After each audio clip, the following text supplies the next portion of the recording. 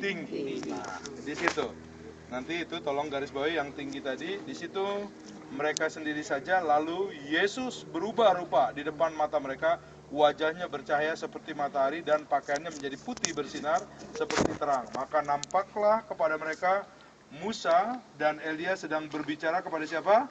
Kepada Tuhan Yesus. Kata Petrus kepada Yesus, Tuhan, betapa bahagianya kami berada di tempat ini. Jika engkau mau, biarlah kudikan di sini 3 kemah. Satu untuk engkau, satu untuk Musa, dan satu untuk apa? Elia. Nah Bapak Ibu, nah sebetulnya yang disebut Gunung Kemuliaan atau Bukit Transfigurasi, di mana Tuhan Yesus ada di tengah, di sebelahnya adalah Musa dan Elia. Itu sebenarnya kalau melihat tadi dikatakan gunung yang tinggi. Nah ini sebenarnya bukan gunung yang tinggi. Gunung yang tinggi harusnya ke arah apa? Galilea, ke sana. Itu di dekat Gunung Tabor, gunung yang tinggi. Terus juga di situ di firman Tuhan yang lain dikatakan dekat Kaisarea Filipi, yaitu kota lain yang disebut juga Tiberias atau Galilea sekarang. Nah, tapi kenapa kita dibawa ke sini? Karena saudara-saudara kita yang Katolik percaya bahwa di sinilah tempatnya. Tapi kalau kita ngelihat firman Tuhan itu harusnya kita ke sana. Terus kalau gitu apa dong yang kita bisa pelajari di sini?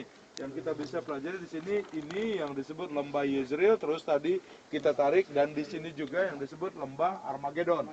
Kalau kita pelajari yang disebut eskatologi, ilmu akhir zaman, di situ nanti pada saat sebelum kedatangan Tuhan Yesus yang kedua kalinya menjemput kita di awan-awan permai, di situ nanti antikristus berkuasa di muka bumi.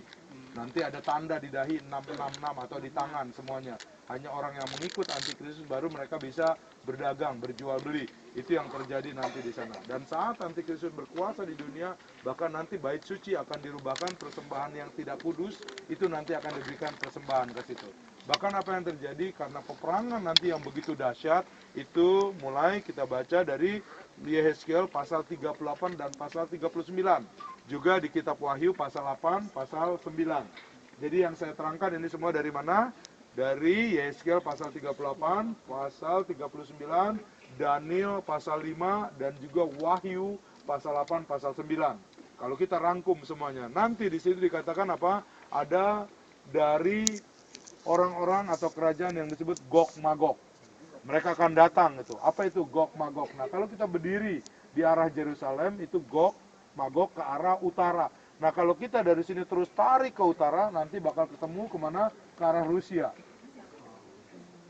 Nanti pada saat yang sekarang masuk ke Zakaria pasal 14, pada saat nanti Yerusalem diserbu sama bangsa-bangsa di seluruh dunia. Pertempuran dahsyat akan terjadi di sini. Bahkan di Wahyu 8 pasal 9, pada saat mata-mata dibuka, sangkakala dikeluarkan, nanti akan menjadi lautan belerang, api ada di atas langit. Bahkan apa? Darah akan berceceran setinggi tali kekang kuda. Itu yang Yohanes dapat penglihatan untuk menggenapi Yehezkiel 38, Yehezkiel 39, dan juga untuk menggenapi apa? Wahyu pasal 8, pasal 9, terus ke 10 tentang bicara semua sebelum kedatangan Tuhan Yesus. Peperangan dahsyat akan terjadi di sini, pertempuran dahsyat. Makanya tanpa disadari Israel udah siapin pesawat tempur semua, itu nggak jauh dari sana. Kalau kita berdiri dari Muraka, kemarin yang ke Muraka bisa ngelihat itu dari jauh ada seperti landasan di tengah, nggak kelihatan.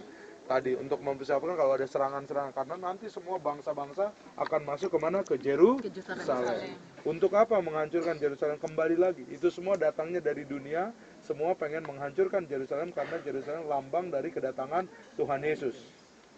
Makanya kemarin juga kita sudah bahas kenapa kok Yerusalem? Karena raja di atas segala raja harus datang. Nanti kita bisa baca di kitab Wahyu, semua suku, kaum, dan bahasa akan menyembah Yesus sebagai apa? Raja. Tuhan Yesus yang berkuasa di atas muka bumi di situ. Nah, hanya orang-orang kudus. Itu kita bisa baca di kitab Yudas. Di kitab Yudas nanti Tuhan Yesus akan memerintah bersama dengan orang-orang kudus.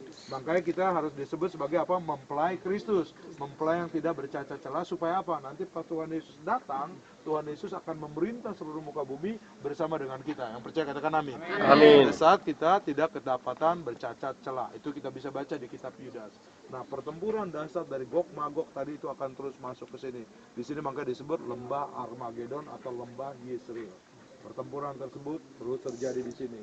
Tapi apa yang terjadi? Di firman Tuhan berkata, pada saat yang coba, Zakaria pasal 14, bangsa yang mau mencoba memegang biji mata Tuhan. Siapa biji mata Tuhan?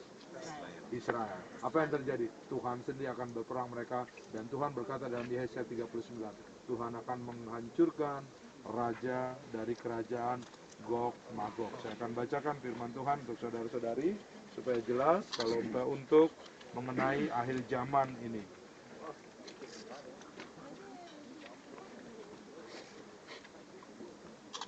Nanti sambil nunggu teman-teman, kalau ada yang mau nanya secara singkat yang saya bisa jawab, saya akan jawab untuk Bapak Ibu semuanya tentang akhir zaman.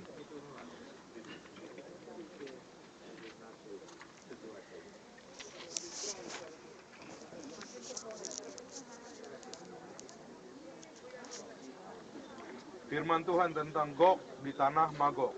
Datanglah firman Tuhan, ini Yesaya 38. Datanglah firman Tuhan kepadaku, hai anak manusia, tunjukkanlah mukamu kepada Gog di tanah Magog, yaitu Raja Agung negeri Mesek dan Tubal, dan bernubuatlah melawan dia.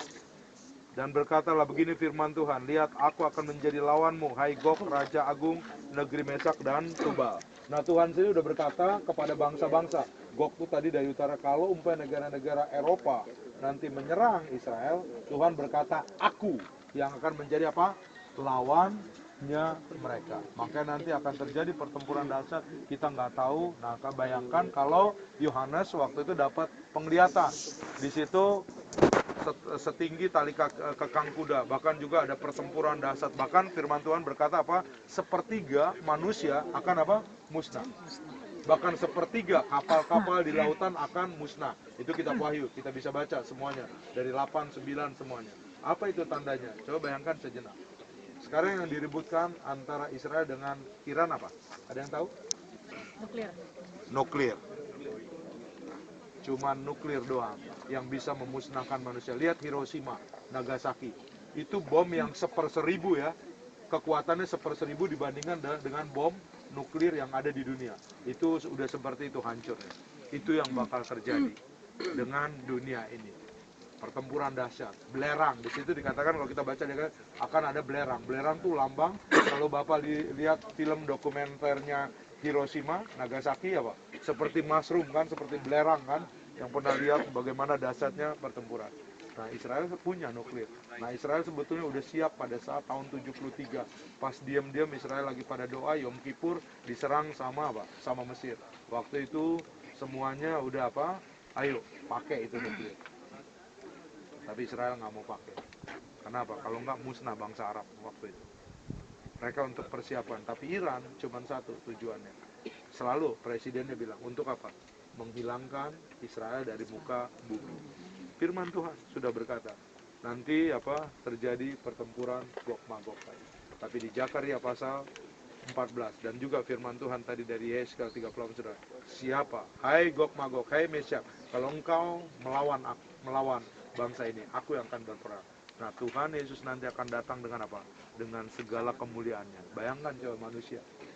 Kalau Tuhan udah datang, bangsa Israel di Gunung Sinai, pas ngelihat kemuliaan Tuhan, pas terbakar alang-alang rumput, apa yang terjadi sama bangsa Israel?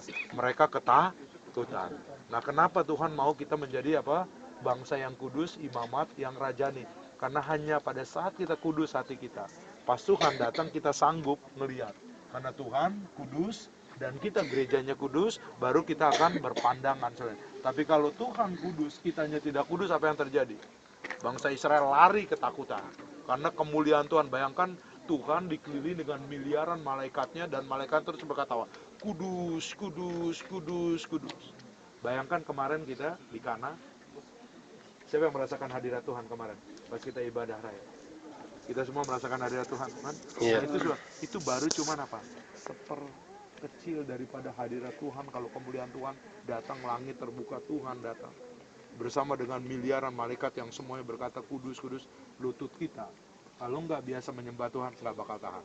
Dan itu yang akan dihadapi oleh apa? Tentara-tentara yang nanti dengan kekuatan yang canggih, sekarang peralatan canggih, dan sepertiga manusia akan musnah. Kapal-kapal sepertiga, karena pas perang nuklir nanti kapal-kapal selam itu bakalan hancur semuanya. Alatnya udah ada sama dunia untuk menggenapi firman Tuhan ini semuanya. Nah, apa yang kita harus lakukan? Kita harus memelihara apa? Tubuh, jiwa, dan roh kita Sehingga pada saat apapun juga, karena nanti ada sepertiga manusia bakal mati. Nah Tuhan dengan membawa kita ke tempat ini, tanda akhir zaman dengan jelas. Tujuannya satu, supaya apa? Kita menjadi saksi Kristus. Supaya saudara-saudari kita, mereka mendengar siapa juru selamat. Supaya jangan sampai musnah. Mereka ngalami pada saat hari penghukuman Tuhan. Itu semua terjadi sepertiga manusia akan hancur dan kapal-kapal akan hancur. Bayangkan coba yang jadi angkatan laut. Kalau kapalnya hancur, dia akan mati. Dan dia belum terima Tuhan sebagai apa? Juru selamat. Dia akan mati dalam kekekalan. Makanya sekarang Tuhan lagi izinkan semuanya kita, siapapun kita, untuk menjadi saksi Kristus melalui kehidupan kita. Yang percaya katakan Amin. Jadi ya, Ivan di tempat ini, saya ulangi tadi, dari Yeskiel 38, Yeskiel 39, Daniel pasal 5, dan juga Wahyu pasal 8, pasal 9, semua digenapi nanti akan terjadi di tempat ini. Kalau yang disebut Gog itu dari arah utara. Kalau utara itu semua mengarah ke Eropa utara. Rusia. Oke, Bapak Ibu, kita tundukkan kepala habis bel ini.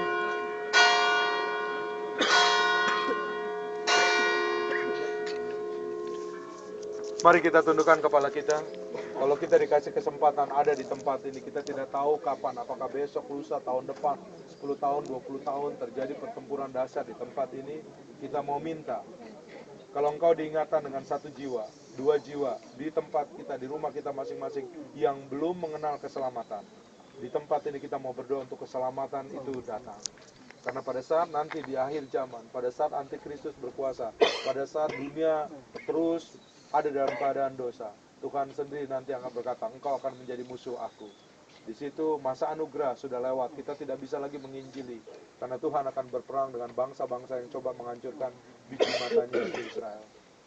Bapa di surga, kami mengucap syukur Tuhan, untuk kami boleh menginjakan kaki di tempat ini Tuhan. Kami boleh melihat lembah Armageddon Tuhan. Tapi kami Tuhan melihat bagaimana Engkau sendiri sudah mengingatkan dunia Tuhan. Akan ada sepertiga manusia akan musnah di muka bumi. Ada sepertiga kapal-kapal akan musnah Tuhan di muka bumi. Bapa di surga, kami terikat dengan saudara-saudara kami Tuhan. Dengan anak, dengan keluarga besar apapun Tuhan yang belum menerima keselamatan. Bapa kami minta di dalam nama Yesus Tuhan, selamatkan jiwa mereka, selamatkan roh mereka Tuhan. Roh Kudus berbicara kepada mereka, bukakan mata mereka, bukakan telinga mereka, agar dari mulut bibir mereka sanggup